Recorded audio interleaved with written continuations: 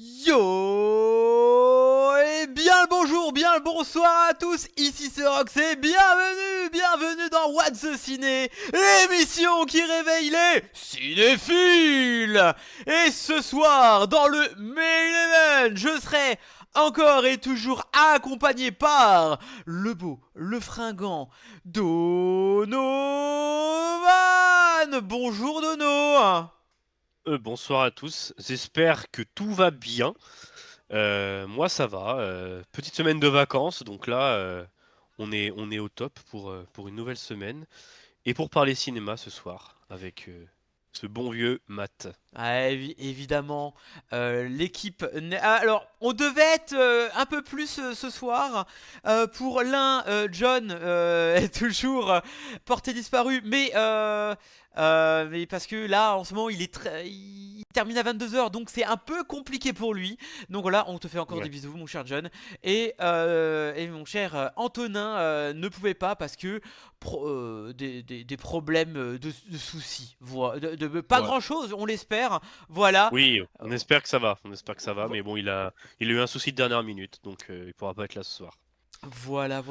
Bonsoir Serox, bonsoir le menu de réglage, bonsoir. Bonjour la chaise de John, bonsoir.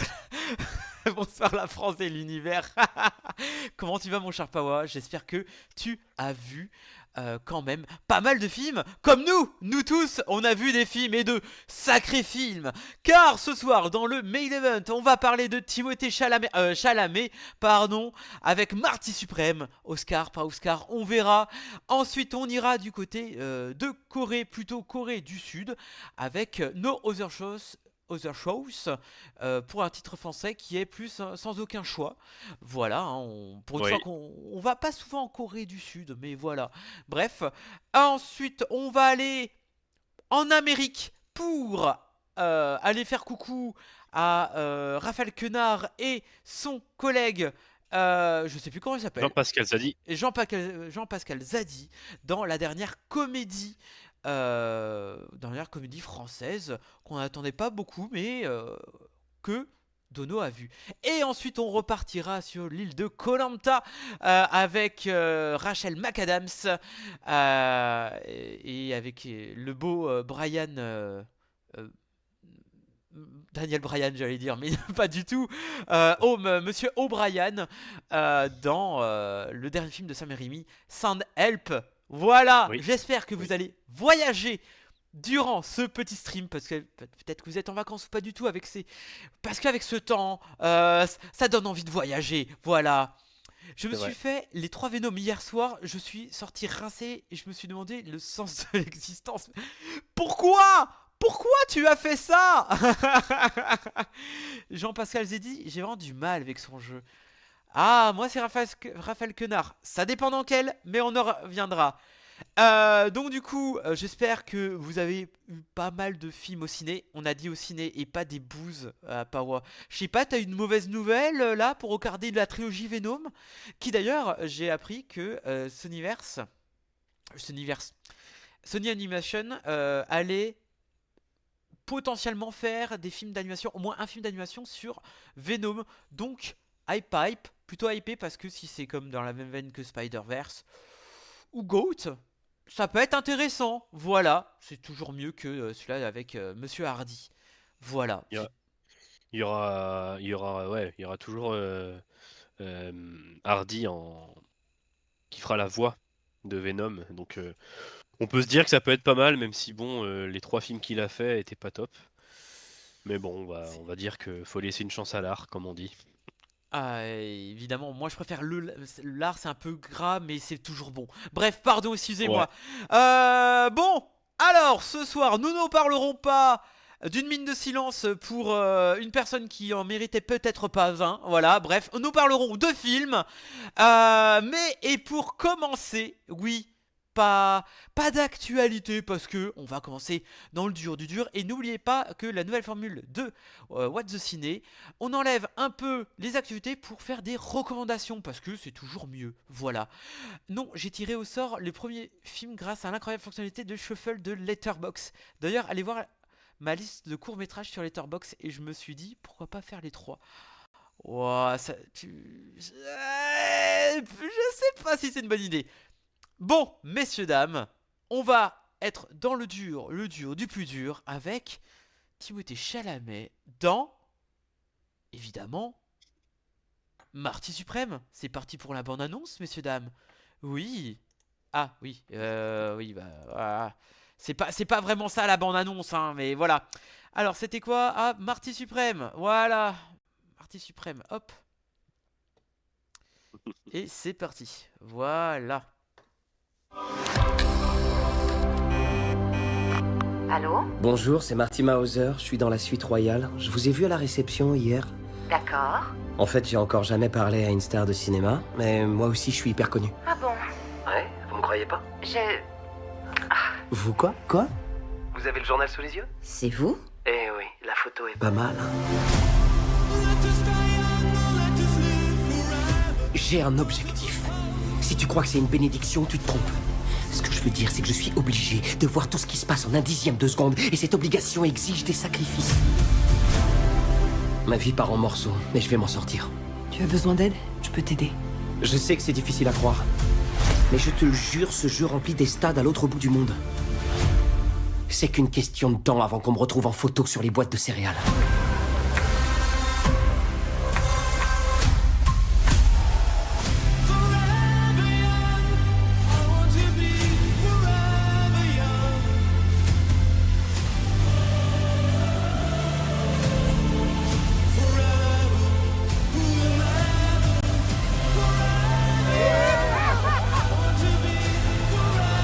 Je n'essaie pas de te contrôler, Marty. C'est inacceptable! Inacceptable! Mais je crois que tu ne comprends pas les enjeux.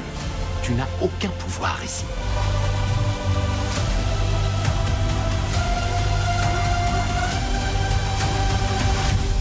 Qu'est-ce que tu feras si ton rêve vole en éclats? Ça ne me traverse même pas l'esprit.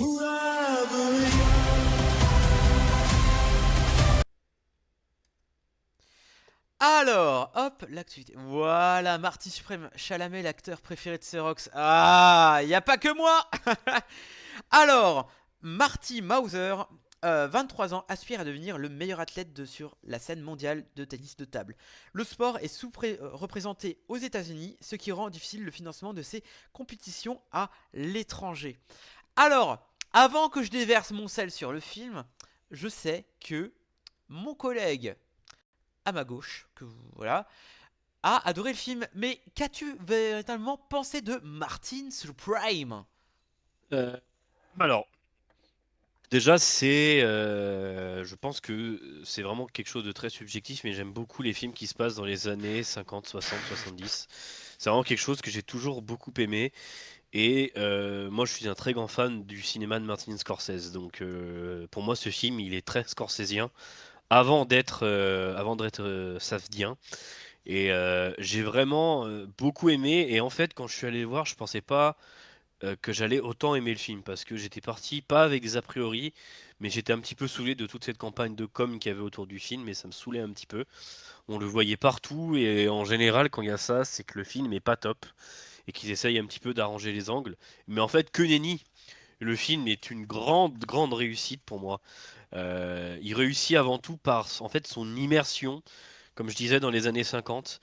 Et en fait, c'est pas seulement un décor pour moi dans le film, c'est pas seulement voilà quelque chose sur lequel la mise en scène s'appuie. C'est vraiment un moteur de mise en scène. Tout est parfaitement remis comme si le film était vraiment sorti dans les années 50, jusque au générique de début où ces écritures des noms des acteurs fait vraiment un petit peu daté. Les costumes, les intérieurs, les rues, les voitures, tout respire et il y a un soin du détail qui est assez fou quand même, hein. Il y a une volonté de créer cette atmosphère très particulière.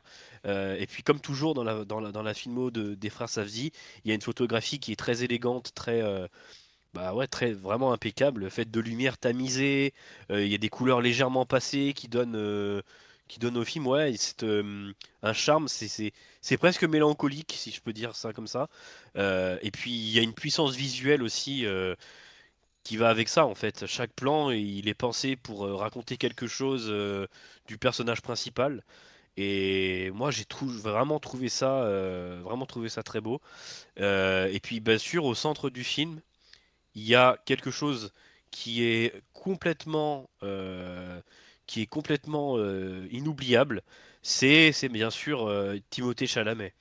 Timothée Chalamet, pour moi, il est tout simplement parfait dans le rôle. Il est d'une justesse exceptionnelle.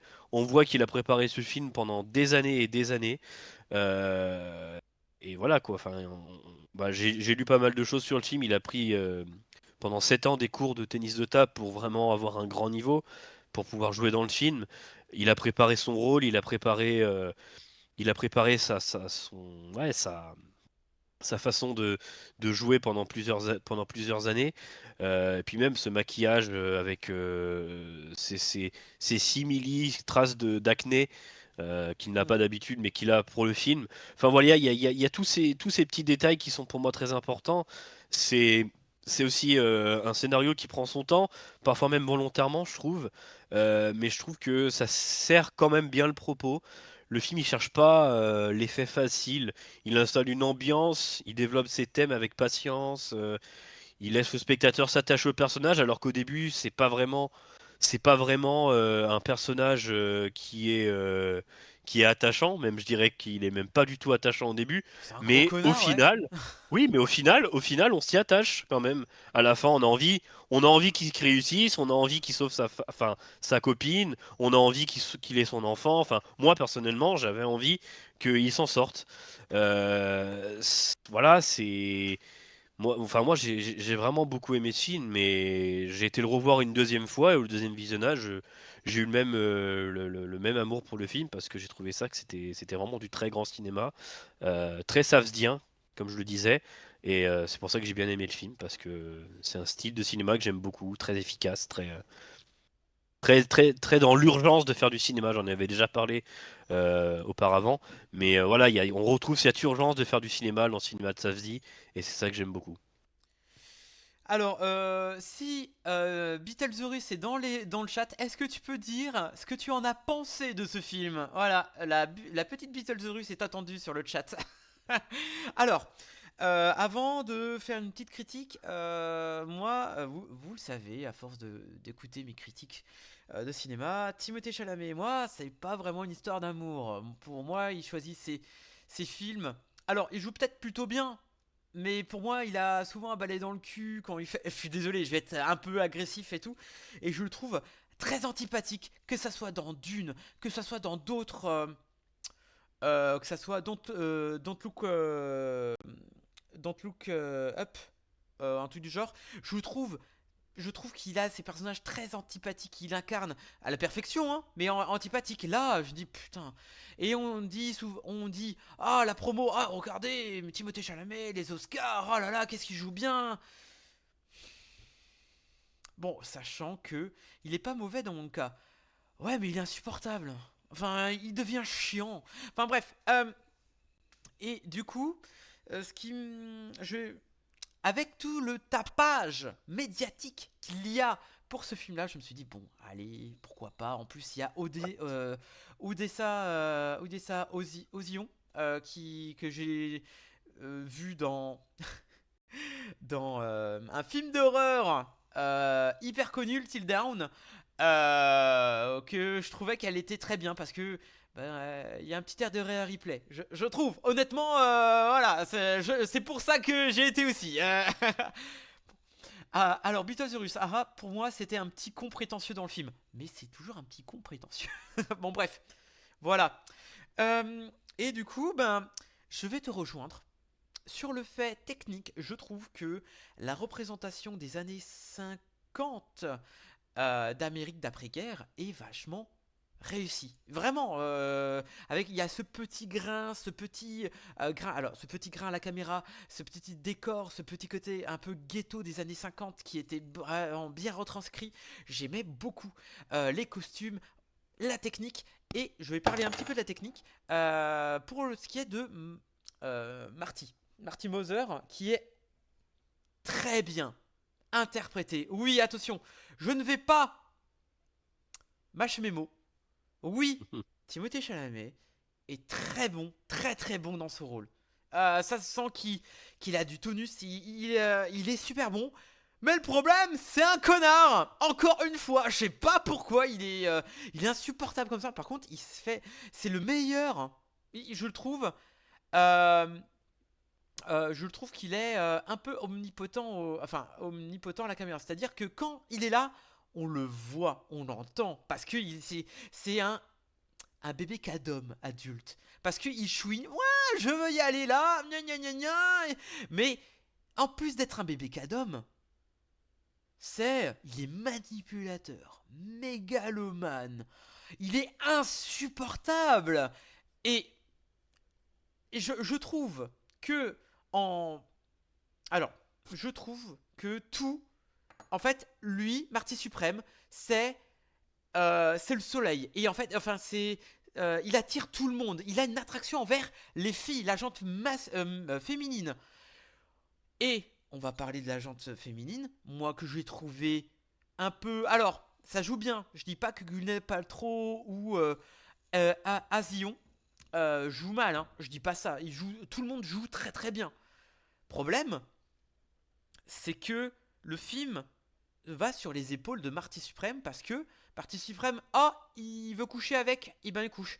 Ah ben, la jante féminine est là seulement pour de tendre et de chair à Marty. Voilà, c'est juste des personnes qui ne pensent quasiment que pour Marty Suprême. On ne sait pas ce que devient Gwyneth Paltrow à la fin. Alors oui, Gwyneth Paltrow, oui, elle a le personnage un peu d'ancienne star de cinéma, bref, elle connaît les ressorts. Bon, elle veut s'amuser, mais on voit seulement de par son côté très attrayant, ce côté cher que veut Marty. Pour ce qui est de Odessa Ozion, voilà, et ben, putain, j'ai l'impression de voir Harley Quinn avec le Joker, follement amoureuse, peu importe que le Joker soit un connard avec elle, elle poursuit. Elle dit ok d'accord, bon bah tu iras au Japon parce que je vais faire tout ce que tu voudras. Ça m'a insupporté. Alors oui, t'as des séquences très très chouettes, hein, tu vois, très très très, alors très drôle avec la baignoire. Bon, malheureusement pour le chien, mais j'ai un peu ri jaune pour la séquence de la baignoire, mais ah, mais pour ma part, et on y reviendra peut-être côté des femmes, mais je trouve que la scène de fin, je crois que c'était pour me tuer. Le mec, il a eu tout ce qu'il voulait, pratiquement, hein, voilà. Et en fait, il me dit, non, mais en fait, il mérite, ça va, arc des rédemption, je deviens père. Tu trouves qu'il a eu tout ce qu'il voulait? Alors, il a eu tout ce qu'il voulait, c'était quoi? Aller au Japon. Je veux pas trop Non, spoiler. non, non. Ce qu'il voulait, c'était devenir le meilleur joueur de tennis de table du Oui, monde. oui, mais bien C'est sûr. pas ça, c'est pas ça qu'il voulait. Attends, Mais en fait, il a rien eu. Alors, Ce qu'il veut. il a eu, en fait, on va pas spoiler, mais il a eu ce qu'il voulait, c'est-à-dire, euh, il a eu ce qu'il voulait, enfin, on va dire au Japon. Je veux pas spoil en fait cette Mhm. séquence. Malgré tous ses ennuis, en fait, il a fait ce fameux schéma de genre, il a pas eu ce qu'il voulait, mais il a eu ce qu'il a eu, ce qu'il a besoin. En fait, il a Mhm. tout eu. Et avec une péripétie entre Odessa et Paltrow. Bon, certes, il s'est fait avoir à un moment donné de par un mec. Putain, c'est chiant de pas spoiler. Bref, il a connu de par son ego surdimensionné les va-et-vient, mais à la fin, il a eu ce qu'il voulait. Et la séquence de fin, c'est pour me tuer. Mais alors, je trouvais ça, la séquence est assez ridicule. Pour lui, l'arc de rédemption, ça se fait parce qu'il a réussi à avoir ce qu'il voulait. C'est-à-dire euh, ce côté vainqueur de match. Et ensuite, c'est bon, hop hop hop, ok, ben voilà. Enfin, je trouve que il a pas. On acclame, on le met sur un piédestal Marty Suprême parce que, bah, ok, il a montré qu'il était le meilleur et maintenant c'est bon, il s'est calmé. Enfin, moi, ça m'a dérangé pour le côté abject. Plus tu es abject, plus t'as une rédemption. Et moi, ça m'a cassé les couilles. Pas, alors, attention, moi, c'est juste le message du film que je suis pas d'accord. Cependant, on se rejoint pour ce qui est de la technique et du film. Tout ce qui est de la technique, que ça soit les jeux des personnes, que ça soit le décor, l'ambiance et tout, ok, y a pas de problème. Par contre, moi, ce que je retiens, c'est vraiment le message. Moi, ça me plaît pas. Mais en plus, tu me disais un truc en vocal ou je sais plus ce que tu m'avais dit, que j'avais pas trop compris le film de ce qu'il voulait parler en fait. Si tu peux nous en dire plus, Dono. Ben, pour moi, en fait, tu t'en parles un petit peu dans ce que tu disais, mais en fait, ça parle un peu d'une sorte de syndrome de Peter Pan qu'a Marty Suprême. C'est un enfant, c'est quelqu'un qui ne vit que pour une seule chose, c'est être champion de tennis de table, et il est prêt à ça à tous les sacrifices, à tous les caprices. Et en fait, dans le film, il fait pas grand-chose de grave, de répréhensible. C'est juste un petit con, voilà, c'est un petit con. Et pour moi, à la fin, je pense qu'il mûrit. Je pense que cette expérience au Japon le fait grandir. Et moi, bah, cette fin du film, elle m'a complètement transporté à la fin. J'étais j'étais très ému à la fin du film et j'ai trouvé que c'était la fin parfaite pour le film. Souvent, il n'y a pas besoin de beaucoup de paroles, il y a juste besoin de regard. Et je trouve que c'est sa meilleure scène dans le film, c'est celle-ci, c'est la fin. J'ai trouvé que elle disait tout. Voilà, cette fin de film disait tout du film. Et en fait, c'est les choses simples. On a besoin de choses simples dans la vie, et ça, bah, ça fait partie des choses simples. En fait, Marty Suprême, à la fin, je l'appelle Marty Suprême pour pas spoiler, mais à la fin, il comprend en fait ce qu'est la vie vraiment. Et, euh, et c'est cette fin du film qui le montre. Pour moi, hein. Ah, Pardon. alors, ça dit quoi ah oui, c'est un connard avec le chien en plus, mais c'était sûr. Est-ce qu'il y a eu le World Everywhere Championship? Non, je crois pas. Hein. Non. Il a pas tout eu. Mais je trouve honnêtement que mettre sur un piédestal un connard et qui de par ses aventures, eh ben, aura réussi son objectif, pour moi, on peut pas cautionner ça. J'ai du mal à, à concevoir ce genre de message. Et il y a un truc qui me perturbe un petit peu, c'est que on a parlé de son autre frère qui a fait Smashing Machine. C'est à peu près le même film. Et je m'aperçois, pareil, que les rôles des femmes dedans, Mhm. elles sont caractérisées comme des personnes qui ne vivent seulement au crochet de l'homme. Moi, Mhm. maintenant, je vois plus ce que c'est maintenant le cinéma des Safdie. Ah, bon, je vais pas parler de tout ce qui s'est passé avec l'histoire de ce réalisateur, d'un des deux réalisateurs qui a accordé une scène qui était pas oufissime avec une personne de moins de 18 ans. Bon, bref, voilà. Mais euh, pour ma part, alors je sais pas en quoi tu. Alors pourquoi tu as trouvé ça beau la scène de fin en fait, malgré. Bah, parce euh, que c'est une scène qui est remplie de pureté, il n'y a pas de dialogue, enfin, c'est juste que, voilà, c'est une pure scène de cinéma pour moi, voilà, c'est une scène qui est très belle, qui est très pure, voilà, je sais pas quoi dire de plus. Non, non, mais il y Pour a pas moi, de. c'est ce pourquoi le cinéma existe et ce pourquoi le cinéma est beau. Voilà, j'ai adoré cette scène-là.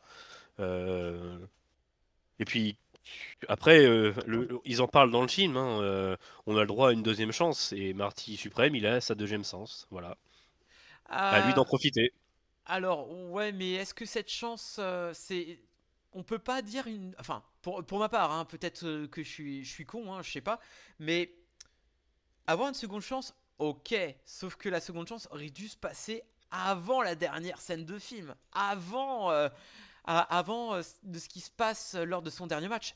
Alors, il faut signaler aussi que. Mhm. Alors, ce n'est pas un film de ping-pong, normal. Non, Non, mais c'est pas c'est grave en soi. plus une toile de fond, on va dire. Voilà. C'est. Mais je trouve que le dernier match de ping-pong, c'était attrayant. J'avoue que niveau, c'était pas mal. Et il y a un truc que je sais pas pourquoi ça a été mis au début de film. Au début de film, tu vois, c'est pas un spoil ça, hein, mais c'est une scène qui aurait pu avoir son incidence, mais c'est pas un fusil de Chekhov. Il y a Marty qui peint des balles blanches en orange, mais Hmm. finalement, ça sert pas à grand chose. Ouais. Alors, est-ce que ça dit que c'est un visionnaire qui verra que plus tard on utilisera des balles de ping-pong orange? Bah, je sais pas, mais en tout cas, c'est pas dit qu'il y aura jamais l'utilité en fait. Ça aurait pu être utilisé en tant que fusil de Chekhov à la fin, mais finalement non.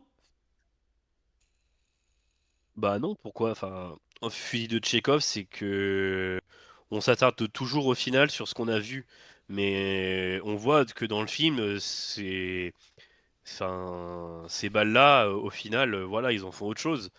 Donc non, pour moi, elle serait revenue, ça aurait été un non-sens. Moi, je sais pas. Moi, je me suis dit, ah, on va peut-être utiliser, mais non, ça sert pas. Bon, après. Enfin, voilà. Je vois ce que tu as aimé en soi sur Marty Suprême. Et il faut le dire, même si le film dure 2h20, on s'ennuie jamais. 2h30. 2h30. 2h30. 2h30. Ouais. 2h20, c'est après. Mais c'est vrai qu'on ne s'ennuie jamais. Ouais. J'ai pas eu cette sensation-là. Après voilà, niveau technique et tout. Mais voilà, c'est que mon point de vue. Vous aurez mon petit écrit sur plan séquence bientôt sur le sujet. Mais enfin voilà. Bref, on n'est pas d'accord sur le film, mais ce qui en fait un bel échange. Voilà, Oui, voilà, malgré que j'ai le point. exactement. Parce que je fais ce que je veux. C'est ça. 10 milliards de points pour Nintendo, pardon. Bref, allez voir le film parce il mérite quand même le coup d'œil. Alors, est-ce qu'il aura l'Oscar du meilleur film, voire même acteur? On verra bien. Et surtout que J'en sais rien. En tout cas, si là, je trouve pas qu'il soit démérité parce que c'est vraiment un oui. très grand rôle qu'il a, un très grand rôle. Mais il est possible que quelqu'un l'ait à sa place aussi. Ça me dérangerait pas. Et surtout que là, Powell a dit sur les 11 nominations au BAFTA, il en a eu aucune. Oui, après c'est les Choqué. BAFTA, donc c'est en Angleterre, hein, donc c'est pas pareil. Oui, effectivement, c'est pas en Angleterre, mais je suis un peu choqué sur le fait. J'ai dit oh. Enfin bref, allez voir Oui, le c'est surtout film. il avait 11 nominations, quoi, donc je comprends. Ouais, j'avoue, c'est un peu. Si t'en avais deux, trois, bon, voilà, mais là. Ouais, ouais. Bref, allez voir le film. euh, et dites-nous dans les commentaires si vous avez aimé. Et surtout, mettez un petit pouce bleu. Voilà, pour les référencements. Et dire que What the Ciné, c'est vachement bien. Et John, tout nous manque. 나는 좋은 사람이다. 실직은 하고 싶어서 안 돼. 여기 적힌 것들 자제하기. 아빠 취직할 때까지. 나 테니스 포기. 내 차. 그리고 우리 집. 어? 어?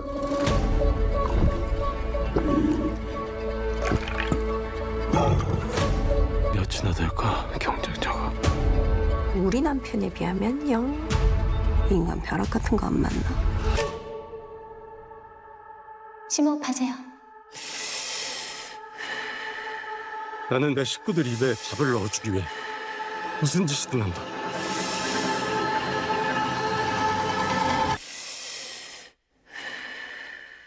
어쩔 수가 없다.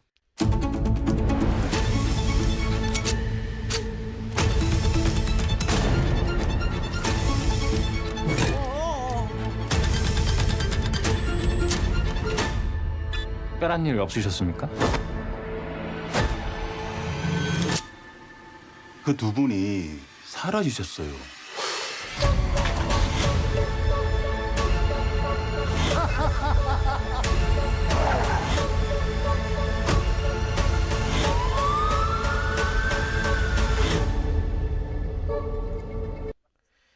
ben c'était laborieux pour trouver une bonne annonce. Alors, alors, hop. Un cadre dans une usine de papier, Yu Mansu, est un homme heureux, il aime sa femme, ses enfants, ses chiens, sa maison. Lorsqu'il est licencié, sa vie bascule. Il ne supporte pas l'idée de perdre son statut social et la vie qui va avec. Pour retrouver son bonheur perdu, il n'a aucun autre choix que d'éliminer tous ses concurrents. Alors, je vais parler un peu du film, 100% Rotten Tomatoes comme Melania. Ah là là, mais quel enfer. No Other Choice, j'attendais pas spécialement car le cinéma du réalisateur m'a... Alors soit j'aime pas, et son dernier long métrage qui était Decision to Live, qui était techniquement parlant incroyable, mais vraiment c'était la mise en scène, l'angle de caméra qu'insufflait le film, c'était vraiment très pertinent. Par contre, impossible de m'intéresser à ce film Decision to Live. C'était vraiment une histoire d'amour quasi impossible entre deux personnes. Pourtant, j'aime bien les histoires d'amour quand c'est bien raconté. Mais là, je sais pas, j'ai pas trouvé ça hyper distrayant. Et là, on nous met No Other Choice, qui est une reprise d'un film de 2005 français. Oui. De quoi? Oui, c'est ça, Ouais, exact. c'est bien celui-là. Et du coup, avec José Garcia, me semble-t-il. Et en tête d'affiche, eh bien, l'un des meilleurs personnages de Squid Game.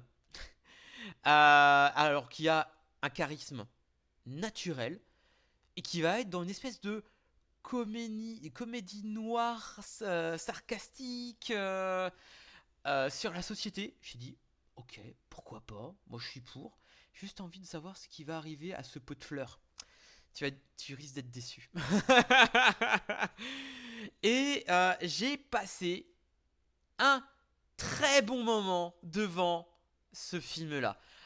Pourquoi? Parce que ce film est très politique. Il y a un peu humour noir, un peu soit très désastreux, soit très piquant. Mais j'ai vraiment... Il y a des scènes, tu te dis... Putain, mais vraiment de tête à claque. Mais tu le comprends. Mais non, en fait, c'est juste quelqu'un qui a peur de l'inconnu et qui s'attarde vraiment à ce que qu'il a toujours connu alors qu'il veut pas évoluer. Et il veut évoluer dans une société qui le maltraite. Et ça, j'ai trouvé ça génial de suivre un loser pareil. Mais bon, après, il faut dire aussi que on peut très bien couper 10 à 15 minutes du film. Je sens que le réalisateur avait tellement d'idées à mettre dans son film qu'il s'embourbe artificiellement. Alors, pourquoi il s'embourbe? Parce qu'il veut donner de la consistance à ses personnages. Il veut donner aussi à ce que... Qu'est-ce qu'on serait capable de faire dans une société sud-coréenne qui est malade? Est-ce que, par exemple, si tu es roi dans une société malade, est-ce que tu serais pas le plus malade, en fait, dans cette société? Et ce film répond à peu près à la question. Et j'aurais pu, par exemple, s'il n'y aurait pas eu cette fin aussi piquante, j'aurais moins aimé le film. Genre, par exemple, j'aurais mis un 3 sur 5. Mais celui-là, la fin, j'étais vraiment convaincu. J'ai dit, là, la fin est parfaite. Là, c'est bien. Que ça soit avec les personnages qui se serrent les coudes dans le déshonneur le plus total, mais seulement pour sauver les meubles. Et j'ai trouvé ça génial. Parce que dans cette quête qui est le père de famille, dans cette quête de vouloir tuer ses opposants, entre guillemets, il va se voir dans un miroir. Chaque personne qu'il va devoir tuer, à la façon Dexter, voilà, et il va se retrouver, en fait il se tue un peu lui-même et il en devient la représentation qu'il déteste, c'est-à-dire la représentation d'une société qui le maltraite, et donc il aime tellement être sadomaso qu'il va devenir cette industrie, quitte à être seul, entre guillemets. C'est pour ça que cette fin, j'ai énormément aimé ce genre de choses. Bon, voilà. Mais peut-être que tu as une autre vision, mon cher Dono, sur ce film. Hum, Ben, moi, j'ai beaucoup aimé le film comme toi. J'ai trouvé que c'était vraiment un très bon film. Visuellement, c'est toujours assez impressionnant, le cinéma de Park Chan-wook, donc c'est pas surprenant. Mais ouais, c'est toujours assez jubilatoire de voir des films comme ça, dans le sens où il y a une maestria dans la mise en scène que voilà, ça rend heureux. Moi personnellement, quand je vois des films aussi bien gérés, aussi bien filmés, aussi bien cadrés, aussi bien montés, ça rend toujours ça rend heureux quoi. Après bon, le film c'est clairement pas la comédie de l'année, hein, c'est pas du tout drôle comme film, Hmm. c'est déprimant, c'est oppressant, et moi la question qui me vient à l'esprit, bah, en quoi le personnage il est plus détestable que Marty Suprême du coup? Parce que Parce si tu que trouves le personnage de Marty Suprême détestable, bah que dire de lui en fait, du alors, coup? alors, contrairement, parce que je savais que t'allais faire le parallèle. Évidemment! Alors, moi, je trouve qu'il est détestable, mais alors, il en est cartoonesque par moment, et surtout, la fin lui correspondait très bien, parce que il se, il va complètement en enfer, et ça lui plaît, tu vois. Il a pas du Oui, genre, il a pas une auréole sur la tête, de vous dire, ah, vas-y, je vais me transformer. Non, lui, il creuse sa tombe, et c'est mm, plaisant qu'il creuse sa tombe. ok, je vois. Non, non, mais je voulais juste avoir ton avis là-dessus. Mais pour parler un petit peu plus largement du film, on sent une maîtrise parfaite, hein, de la mise en scène. Tout est sous contrôle, chaque scène, chaque silence, chaque regard, ça a une fonction précise. Chaque choix est fait, voilà, pour une raison très précise, et voilà, il y a une grande maîtrise. La mise en scène, c'est vraiment une très grande rigueur. Les cadres sont... En fait, voilà, c'est la seule chose que je reproche un peu au film, c'est que c'est trop net, c'est trop parfait. Il n'y a rien qui dépasse. Mais bon, ça, c'est un petit peu le... Enfin, pas le problème, mais c'est un petit peu ce que je reproche un peu au film sud-coréen, c'est que c'est trop parfait, en fait. On a l'impression que voilà, le film il a été passé au polish euh, à la dernière minute, mais évidemment c'est jubilatoire.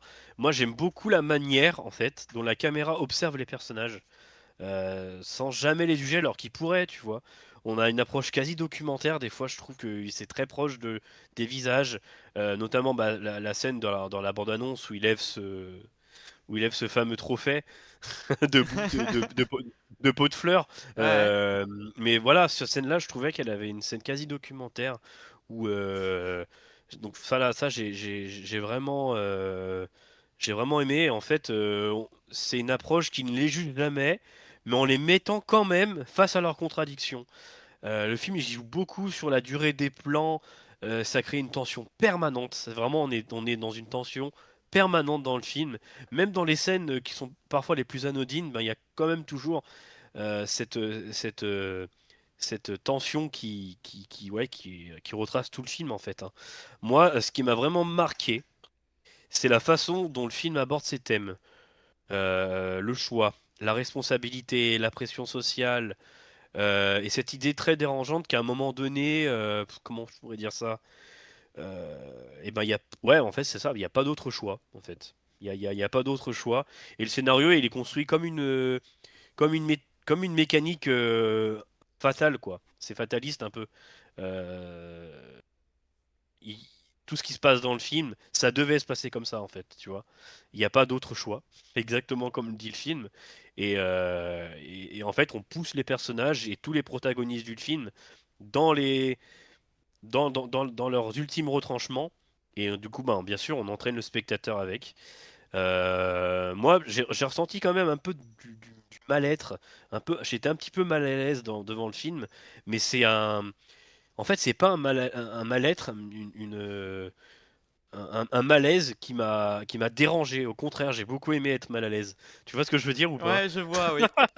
Et c'est un malaise qui est volontaire, qui est réfléchi, qui fait partie intégrante de l'expérience de ce film.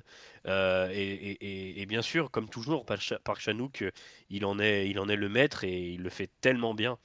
J'ai trouvé que c'était un film qui était particulièrement froid, particulièrement cynique, pardon. Et moi, j'ai beaucoup aimé ce film. Et voilà, je savais que j'allais aimer en allant voir ce film, mais j'ai pas du tout été déçu. Et encore une fois, on est sur deux grands films avec Marty Suprême. Oui, franchement, c'est pas mal. Et il y a alors, il y a aussi un détail que au départ je ne comprenais pas. Avec le serpent, le fameux serpent. Ah, je me suis fait mordre le serpent. La scène où il se fait mordre et que Ouais. il est obligé de se faire sucer. J'ai trouvé ça hilarant, surtout pour le résultat final. Mais en Titre. dehors. Voilà, putain, mais. Bien joué, bien joué. Ah bah oui, Ah évidemment. bah évidemment, évidemment. La perche était saisie, il fallait que je la prenne. Oui, quelle perche. Euh, et je trouve que l'aspect du serpent, on en parle beaucoup et je sais, mais je comprenais pas. Et en fait, c'est arrivé quelques jours plus tard, je me suis dit, mais il se fait mordre pas le serpent. Le serpent c'est venimeux et ça devient un poison. Il devient empoisonné, tu vois. Et je me suis dit, Ouais. ah putain, j'ai réfléchi. Putain, c'est pas souvent que des fois ça m'arrive comme ça quelques jours après le cinéma, je me dis, ce film est bien. Alors, c'est pris avec des gros pinceaux, peut-être que j'étais fatigué et que mon cerveau l'a fait. Eh mais attends, regarde, je peux connecter ce neurone-là avec ce neurone-là, regarde, réfléchis un peu. Le cinéma sud-coréen est très proche du cinéma US, mais sans le défaut du cinéma US. C'est vrai, et encore quelque chose d'intéressant à signaler, c'est que dans le cinéma US, ils ont une fâcheuse tendance à, par exemple, quand une personne trouve le secret d'une autre, tu sais très bien qu'elle va, par exemple, faire la Gestapo. Elle va intervenir, elle va dire ah, c'est pas bien, je vais intervenir, je vais dire ça aux autres. Sauf Mm. que là, bah, c'est beaucoup plus réfléchi. Ça réfléchit plus à long terme qu'à du genre oh, c'est pas très gentil Ouais. d'être méchant, tu vois. Ouais, Là, ouais. il y a quelque chose C'est pas très... de. Mais c'est vrai, par contre, c'est pas très gentil d'être méchant. Mais et c'est pas très méchant d'être gentil, tu me diras. Ouais, c'est vrai, c'est vrai. mais, mais moi, je trouvais ça vraiment très très chouette et je pense que je le reverrai avec grand plaisir. Et pour l'instant, c'est un des rares films que je mets dans mon top de cette année. Pour l'instant, il est Moi bien. aussi, ouais. Ouais, moi aussi, ouais. Il est bien installé dans le top pour l'instant. On verra où est-ce qu'il termine à la fin de l'année. Mais pour l'instant, il y est. Bon, en même temps, j'ai pas vu beaucoup de films hein, pour l'instant. J'ai même pas vu une dizaine de films pour le moment, donc voilà. Mais oui, c'est vrai que pour l'instant, il va être dans mon top assez haut. Voilà. Bon, Au même titre que Marty Suprême pour le moment. bon, après, chacun ses goûts, hein, mais. Oui, oui, bien sûr. Oui, oui. Mais après voilà, je sais pas si tu l'as vu Pawa, mais je pense que ça pourrait éventuellement te plaire. Non, je crois pas que tu l'as vu. J'ai pas vu de note venant de toi sur Letterboxd. Et d'ailleurs, suivez-nous sur Letterboxd. Voilà, c'est bien Letterboxd, c'est la vie. Voilà, les gens qui notent pas bien des films genre About Time, qui devraient bien noter. Mhm. Bref, maintenant on va aller du côté de l'Amérique avec deux acteurs connus en France et il s'agit du rêve américain et c'est parti pour la bande-annonce. Yeah, yeah. On va commencer par le plus important. Notre force à nous, c'est le contact avec le joueur. Comment tu veux que je le signe chez une agence qui n'a pas encore sa place en NBA? Tu veux commencer par le haut du panier direct. Faut bien bouffer la glace avant le cornet, non? Tu viens d'inventer celle-là? Ouais. Vous avez pas encore les épaules. Je crois qu'on va commencer par bouffer le cornet. Hein. Vite ma mère qu'on va payer une deuxième chambre, Bouddha. Is French? Oui, French. Pile, on abandonne, passe, on riposte. Pas tricher, là. Tu crois vraiment que j'allais laisser une pièce décidée pour nous? J'ai un gars de 2,13 m là, c'est une machine de guerre. On est à poil, on a rien. Ah ouais, je vous imaginais pas à ce niveau-là de galère, mais ok. We just want to show you our player. Where can I see him play? You have a video? Oh my god. Il nous calcule pas, il nous rappellera pas, on s'est fait carotter. On s'est saigné, on s'est endetté, on s'est mis dans la merde. Énerve-toi! On va s'en sortir. La combinaison infernale. Le chaud, le froid, comme un robinet. Donc on est endetté de combien? L'échec, c'est la clé de la réussite. T'as un optimisme, mon frère, c'est une maladie. Quand on cartonnera et qu'on deviendra des grands agents NBA, on se dira putain, c'était mortel cette époque.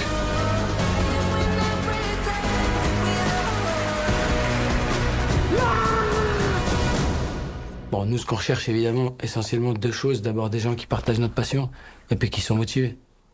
Ça veut dire que c'est pas payé. Exactement. Je tiens à dire que la bande-annonce, elle me hype de fou, mais j'avais pas le temps pour le voir. About Time mérite 0,5 à et 1 étoile. Ah là là, ça a l'air mieux que Mercato. Ça n'a rien à voir qu'avec Mercato. Bref, synopsis. Personne n'aurait parié sur Jérémy, coincé derrière le comptoir d'un vidéoclub à Amiens, ou sur Bouna lorsqu'il faisait du ménage à l'aéroport d'Orly. Sans argent et avec un niveau d'anglais approximatif, rien ne les prédestinait à devenir des agents qui comptaient en NBA. Inspiré d'une histoire vraie, ce film raconte le parcours de deux outsiders qui, grâce à leur passion absolue pour le basket et leur amitié indéfectible, ont bravé tous les obstacles pour réaliser leur rêve américain. Bon, et du coup, mon cher Dono, tu es le seul à l'avoir vu. Qu'as-tu pensé du rêve américain? Hello, mon cher Pietro, comment tu vas? Newt. Eh bien, écoute, j'ai bien aimé. On dit souvent jamais 203, et là, c'est un peu le cas. Jamais 203 parce que c'est le troisième bon film que j'ai vu ces derniers jours.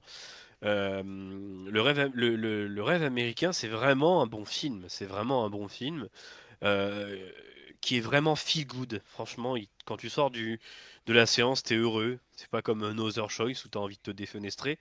Là, j'ai vraiment passé un bon moment devant le film parce que c'est un film agréable. Franchement, il y a beaucoup de choses qui sont très positives. À commencer par le postulat que prend le film. Je pense que, je sais pas si dans le chat vous avez vu le film, mais en fait, ça raconte pas seulement l'ascension vers la gloire et les États-Unis, mais c'est surtout pour moi une histoire d'amitié et de détermination qui sonne très réelle. C'est quelque chose. Enfin, moi, c'est surtout ça que j'ai retenu dans le film. C'est pas la réussite. Alors pour vous remettre un petit peu dans le contexte, le film, il est inspiré de la vie réelle de Bouna Ndiaye et de Jérémy Medjana, je crois que c'est. Ouais, c'est ça, Jérémy Medjana, qui sont deux Français qui sont vraiment partis de quasi rien. Jérémy Medjana, c'est un ancien joueur de basket qui n'a pas vraiment percé nationalement ni mondialement. C'était plutôt un joueur très modeste qui jouait dans des divisions inférieures. Et Bouna Ndiaye, lui, qui faisait le ménage à Orly, comme le disait tout à l'heure Spherox quand il a lu le synopsis du film. Et en fait, ils ont fini par devenir des agents très influents dans le milieu du basket et surtout en NBA.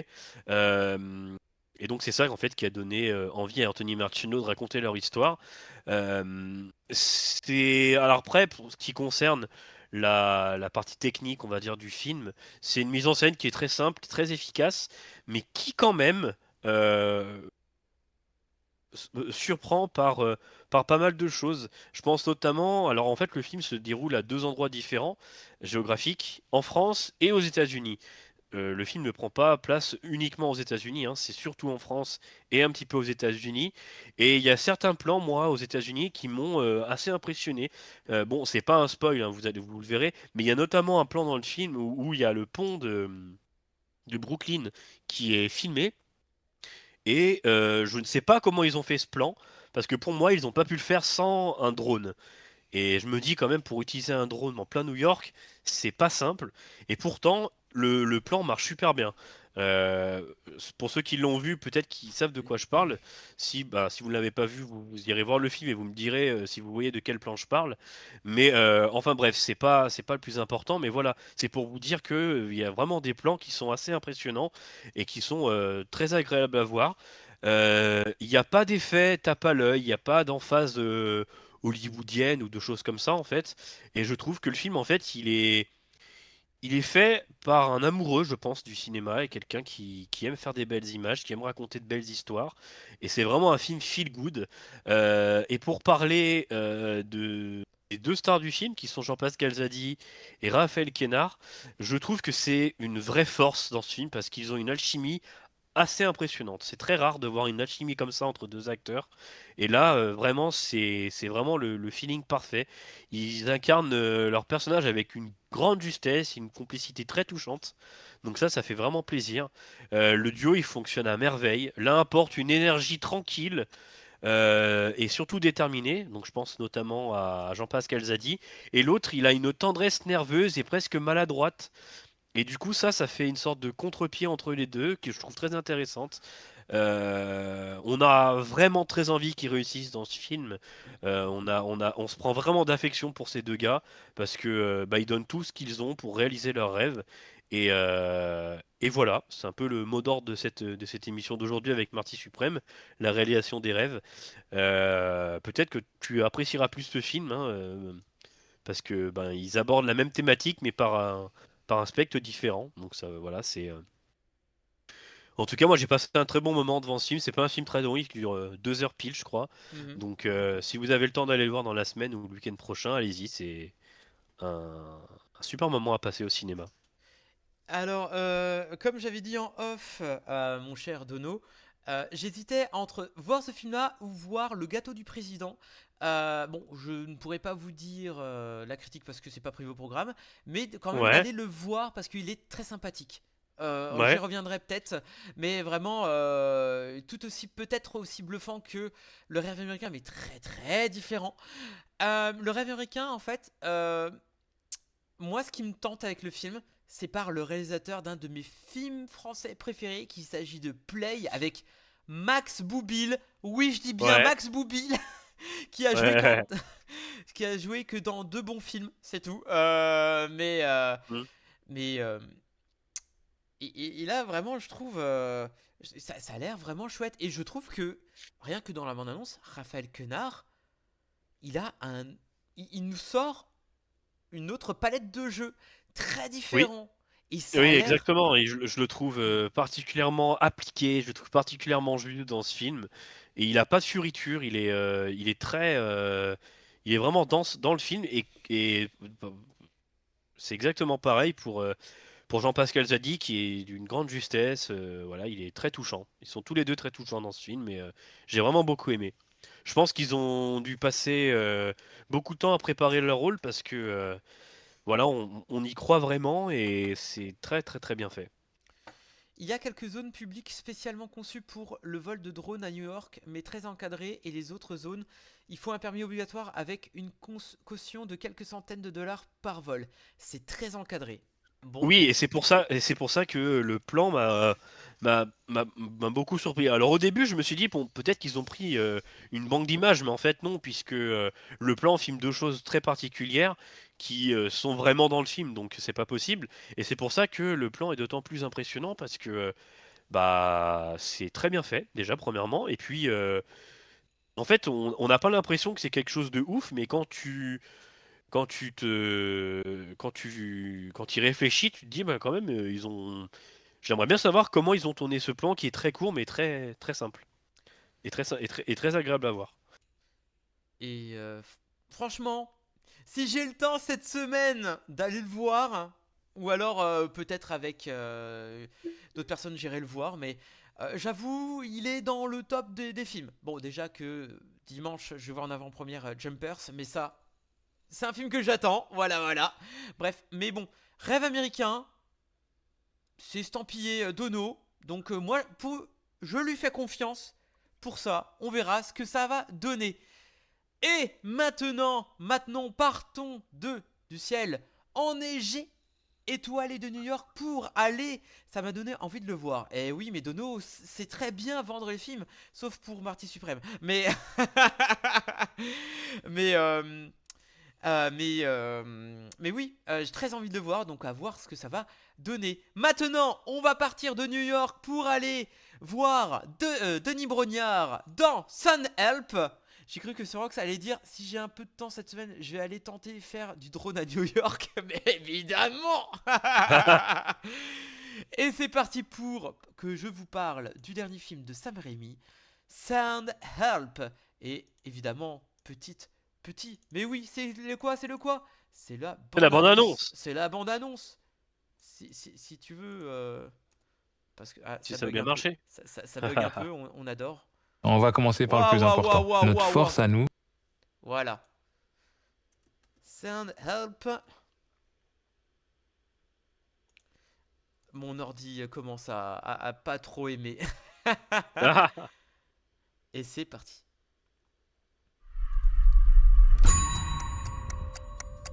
Je vais être honnête avec vous.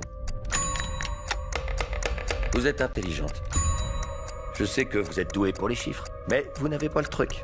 Et au sein de cette société, vous nous apportez pas grand-chose. Vous comprenez? Pardon, quoi? Vous savez que la fusion d'entreprises à Bangkok approche. Prouvez-moi que j'ai tort. Oh, Linda, j'ai failli oublier.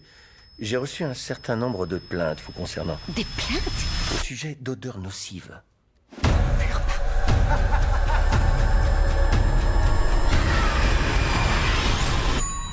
Venez vous asseoir, bande de nazes.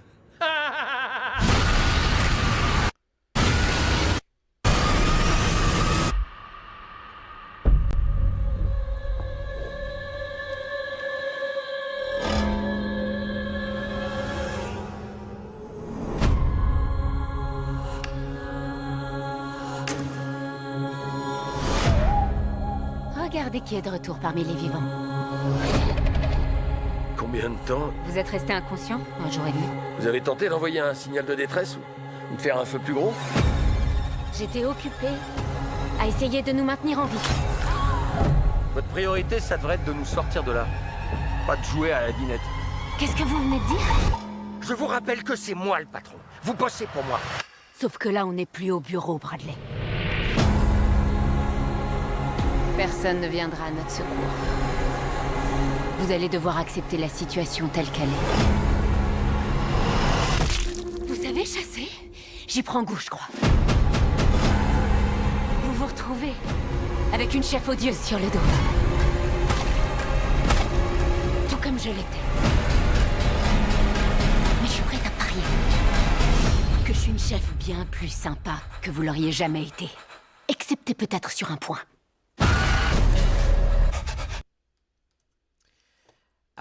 Alors, aime beaucoup Rachel McAdams. Ah oui, mais oui, évidemment. Ah là, je pense qu'il y a beaucoup de monde. Ça, le mal est déjà fait, toi-même tu sais. Mais je sais qu'il est mal fait. Alors, l'avion de Little Linda et son patron Bradley s'écrasent sur une île et ils sont les seuls rescapés du crash. Linda possède de sérieuses compétences en matière de survie, ce qui signifie qu'elle le seul espoir de Bradley de rester en vie. Alors, Sun Help, je l'ai vu avec Beetlejuice ici dans le chat en avant-première et alors avant toute chose, j'ai vu en VOSTFR. Voilà, comme ça, voilà. Bref. C'était quand? Vous l'avez vu? Je l'ai vu il y a facilement 2 semaines et demie. Ah oui, d'accord. Ouais, Ok. 2 semaines et demie. Franchement, alors franchement, je vous le dis direct, j'ai passé un excellent moment devant ce film. Là, on redécouvre enfin le cinéma de Sam Raimi qu'on avait perdu depuis fort longtemps et s'était égaré un peu du côté de Marvel dans Doctor Strange 2, qui d'ailleurs revu depuis et il a un peu mal vieilli. On sent qu'il a été bridé le vieux Raimi. Hein. Enfin bref, là, franchement.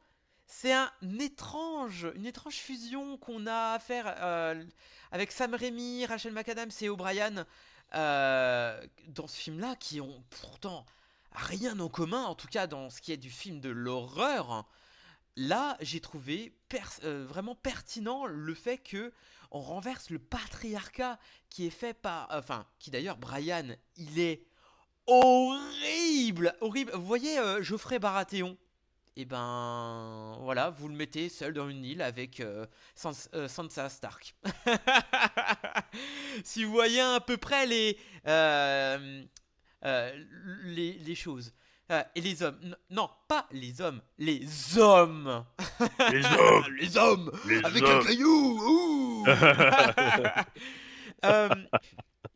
Alors, en Les dehors- hommes comme qui? Comme Bill Goldberg. Bill Goldberg. Lindsay Ruder. Oh, tu vas voir. Et je tiens à signaler que le film est généreux et très divertissant dans tout ce qui est un peu dans l'action un peu horrifique, où t'as une scène avec un cochon. Je le trouve tellement bien mené dans le suspense et dans le gore, mais dans le gore un peu Evil Dead, du gore gratuit, tu vois, du gore divertissant. Enfin voilà, c'est du gratuit divertissant, pas comme du gratuit de genre du gore pour du gore un peu à la Terrifier. Non non non. Là c'est quelque chose de avec un humour un peu dark, j'ai trouvé vraiment très très bien. Les hommes comme Ryback, feed me more. Et en dehors de la scène là, c'est vraiment ce renversement et cette vengeance un peu à la Misery, où Rachel McAdams est vraiment, c'est la représentation féminin et vraiment, elle représente tous ceux qui ont été détruits par le patriarcat et par le patronat, et qui n'a jamais voulu se venger des patrons qui abusent de leur pouvoir. Franchement, je trouvais ça génialissime. Et alors, je vous parle de scènes, par exemple avec le cochon, que je me tairai. Allez voir le film, voilà, ça sera mieux.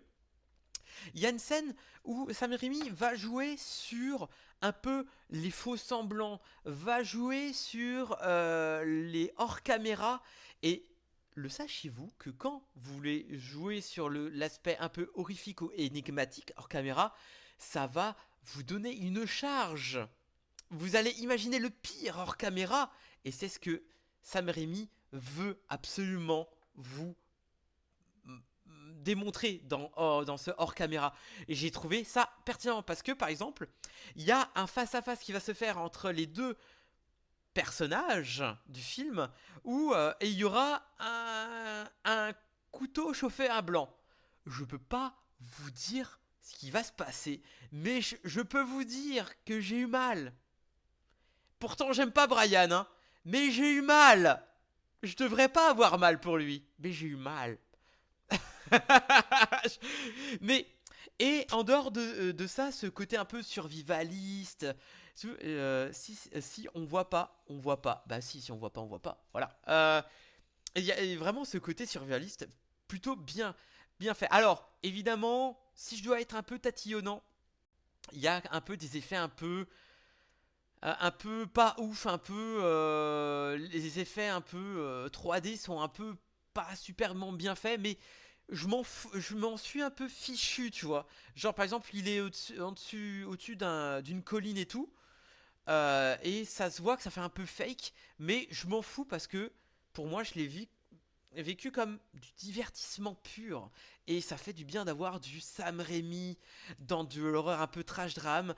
Et il y a aussi que j'avais complètement omnibulé, c'est que à un moment donné, j'avais dit à Beetlejuice, mais il y a un truc, c'est dommage, il y a un truc qui est un peu mal fait, mais qui a été repris par la suite et je comprends mieux. Je trouve que Linda, le personnage de Linda, était beaucoup trop propre. Et je me suis dit, putain, c'est dommage, je comprends pas pourquoi. Et en fait, il y a une explication, en fait, et je trouve vraiment très pertinent. Et ça va tout doucement avec une vengeance tellement douce.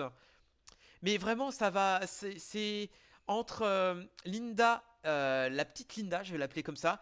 C'est la fusion entre Misery et Burst Grill. Voyez le truc? C'est parfait. Non, vraiment. Et ça m'a donné envie de voir Misery. D'ailleurs, voilà, ça va être dans ma watchlist. Il faut absolument que je le regarde.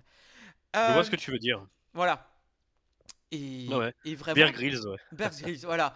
Je trouve ça génial. Mais ce film-là, il a été un peu balayé par toutes les sorties, genre Hurlevent. Allez pas voir Hurlevent. Je veux pas le voir et ça a l'air pas ouf. Il y avait Marsupilami. Enfin bref, voilà. Sun Help, c'est le divertissement à aller voir. Alors, par contre, petit bémol, si vous êtes hémétophobe, vous allez pas aimer. Ah, vraiment pas aimer. Parce qu'il y a une scène où ça parle un peu vomi. Il y a une qui a quitté la salle. J'ai dit, mais non. Ah, mais ouais. Après, vaut mieux ça que des gens qui gueulent dans la salle. J'ai déjà eu ce genre de truc, moi, et c'était vraiment chiant. Donc voilà, je peux que vous conseiller d'aller voir le film. Putain, mais attendez, on a vu que des bons films, sauf Marty Suprême aujourd'hui. Putain, incroyable. Putain, avec du bon cru, du bon grand cru. Voilà, je peux vraiment vous aller voir. En tout cas, on vous conseille les 4 films. Là, ils sont actuellement au cinéma. Allez voir. Et rien que pour les gens qui ont vu, qui sont fans du cinéma de Sam Raimi, vous allez adorer. En tout cas, pour certaines séquences. Voilà, je sais pas Certaines pourquoi séquences Ouais, ça y est, il vient de Marseille. À certaines séquences Enfin voilà. Allez voir, c'est un grand cru bah ça va pas arriver depuis très longtemps sur What the Ciné en tout cas. Mais maintenant, on termine la page des films pour faire des recommandations, mon cher Dono. Qu'as-tu en recommandation pour cette émission, que ce soit film, série, littérature, littérature, pardon. Bah déjà les 3 films dont on a parlé, enfin les 3 films dont j'ai parlé aujourd'hui, Marty Suprême, No Other Choice et Le Rêve Américain. Allez les voir si ça vous intéresse parce que vous allez vraiment passer un bon moment de cinéma dans la salle. Et puis sinon, moi ce que je peux vous conseiller en film, c'est celui-ci. Le procès Goldman, oui, qui est sorti il y a peut-être 2 ou 3 ans. Il y a facilement 2 ans et demi, ouais. Et c'est un film avec Harry Heward-Waller et Arthur Harari. Donc Arthur Harari, c'est celui qui se cache derrière le scénario de Anatomie d'une chute notamment, et c'est surtout un bon acteur. C'est un film de Cédric Kahn, et c'est vraiment un excellent film français. Donc voilà, si vous voulez aller le voir, c'est donc Le procès Goldman qui raconte la vraie vie, le vrai procès qu'a eu le demi-frère de Jean-Jacques Goldman, qui était un militant d'extrême gauche. Voilà, d'extrême gauche, communiste. Choisirez comment vous voulez l'appeler. Donc voilà, Le procès Goldman, c'est vraiment un film excellentissime. Je vous conseille vraiment d'aller le voir et de vous le procurer. Il est en Blu-ray, il est en DVD partout, à la Fnac, à Cultura, etc. Donc voilà, en ce qui concerne les films à voir. Ok. Et puis bah voilà. Et puis bah samedi, il y a Elimination Chamber. Oui. Qui d'ailleurs demain soir retour de la bagarre. Exactement. Voilà. Exactement. Demain soir 20h30 stream de la bagarre. On va faire le preview du show. On va voir un petit peu ce qui nous attend samedi soir à partir d'1h du matin en direct de Chicago sur Netflix. On va parler de tout ça demain soir à 20h30 avec voilà, votre fidèle serviteur et moi-même. Donc on vous attend nombreux demain soir pour parler de ça. Et bien sûr, il y aura un stream débrief mardi prochain. Eh bien moi je vais vous parler d'un film et d'un événement qui se situe partout en France. Alors d'un film, j'ai pas vu beaucoup de films. J'ai pas vu beaucoup de films, mais c'est pas vrai en plus. J'ai vu pour la première fois de ma vie Little Miss Sunshine ce week-end avec Beetlejuice. Elle m'a dit, ah, faudrait que tu regardes, c'est good vibe et tout. Bon, elle a pas dit ça comme ça, mais elle m'a dit, vas-y, tu vas regarder un de mes films, enculé. Non, elle m'a toujours pas dit ça. Mais et du coup, C'est beau l'amour. Ouais, t'as vu, franchement, tu connais le parrain? Eh ben, c'est elle avec le chat. Moi. Bref, Little Miss Sunshine, j'ai passé un très très bon moment et je m'attendais pas à voir Paul Dano en format adolescent et Steve Carell en format dépressif.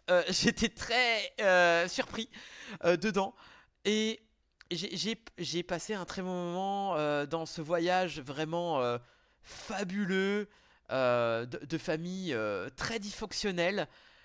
J'ai passé vraiment j'ai pas vu beaucoup de films de la sorte, en tout cas, qui parlaient de famille un peu dysfonctionnelle et tout, qui s'entendaient pas, mais là c'était vraiment très très bien et je m'attendais pas à ce que une séquence qui m'a marqué, c'est la séquence entre le grand-père et la petite fille. Je l'ai trouvé très beau, surtout ce qui va arriver par la suite, j'ai trouvé très très très très chouette. Attends, perso, je vous conseille Les Chanteurs sur Netflix, court-métrage nommé aux Oscars et l'élection très bien. On dit RIP en tout cas au scénariste WWE avec tout l'arc Groundbreaker Seth Rollins qui tombe à l'eau pour Mania, j'avoue. Elle a d'excellent goût. Oui, mais en même temps elle m'a choisi, c'est normal. C'est vrai que j'ai pas vu beaucoup de films. Movie Count, 200 films en 2 mois. C'est presque ça, c'est presque ça. Il faut dire que je le tanne depuis plusieurs mois avec ce film. Il a enfin cédé. Alors, pour la petite histoire, j'ai vu le. Il était quand même discret. Hein. Je l'ai vu. On a fait un échange. Je lui ai fait voir Retour à Silent Hill et. Elle m'a fait voir Little Miss Sunshine. Alors oui, bah elle perd au change, mais au moins on s'est bien marré. Bref, quel film de merde, mais un film à voir quand même. Et deuxièmement, avis culturel, on a vu aussi Le Roi Soleil pour les retours sur les planches au bout de 20 ans. Très bon spectacle, avec un peu d'amélioration. Et beaucoup d'amélioration sur tout le côté esthétisme. Il joue sur le cadre virtuel et réel, avec les maquettes et tout. J'ai trouvé ça génial. Et retrouver Emmanuel Moir en tant que Roi Soleil, je l'ai trouvé très pertinent, vraiment super. Il y avait vraiment good vibe. Il y a vraiment super par rapport. On a regardé un petit peu le spectacle d'il y a 20 ans. Il y a des choses bien, il y a des choses qui ont changé, genre par exemple le frère du roi qui a été interprété par comment il s'appelle, Christophe Maé. Christophe Maé, ouais, c'est ça. Et il a plus du tout le rôle là. Bon, il est interprété par une autre personne, mais il a un rôle beaucoup plus comique et qui aide vraiment à l'appréciation du spectacle. Donc je vous prie d'aller voir le spectacle. Il est très bien parce que il est vraiment à la hauteur, sans jamais. Pardon.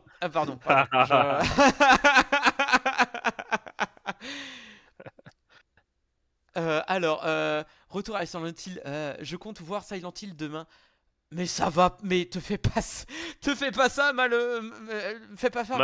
Malheureux, oh là là. OMG, je voulais le voir mais Serox m'a découragé, bon courage. C'est pas bien. Même Beetlejuice, tu aimes te faire du mal ou quoi? J'avoue, le côté fausse barbe, ça m'a tué. C'est ridicule. Mon Dieu, c'est un film. Je pense que, honnêtement, Retour à Silent Hill, c'est à voir. C'est à voir, mais pas au ciné.